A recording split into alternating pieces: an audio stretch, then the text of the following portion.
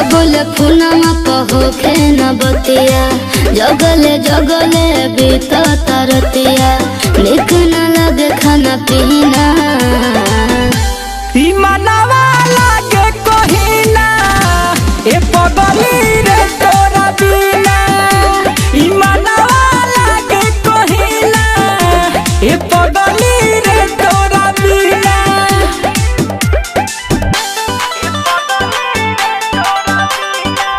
Music by Aman Rao.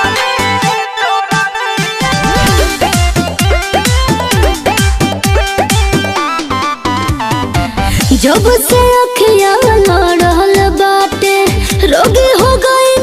प्यार के देखले जब परछाई अपन लोक रूपवा यार के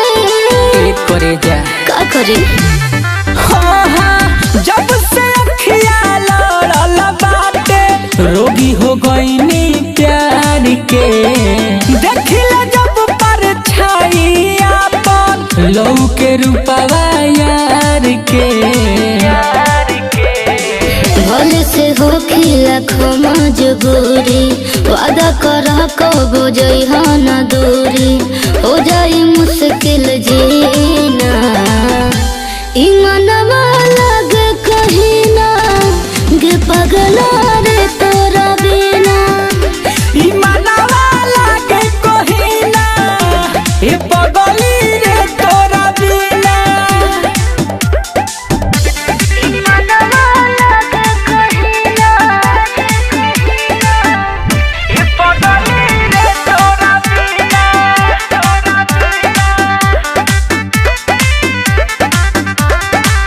सारा दुनिया लोकेला जब देखनी तोहरे अखिया में हो गईनी हम पागल कवन जादू बतोहरे बतिया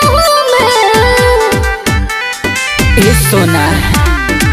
सारा दुनिया लौकेला जब देखनी तोहरे अखिया में हो गईनी हम पागल कौन जादू बा तोहरे बतिया में।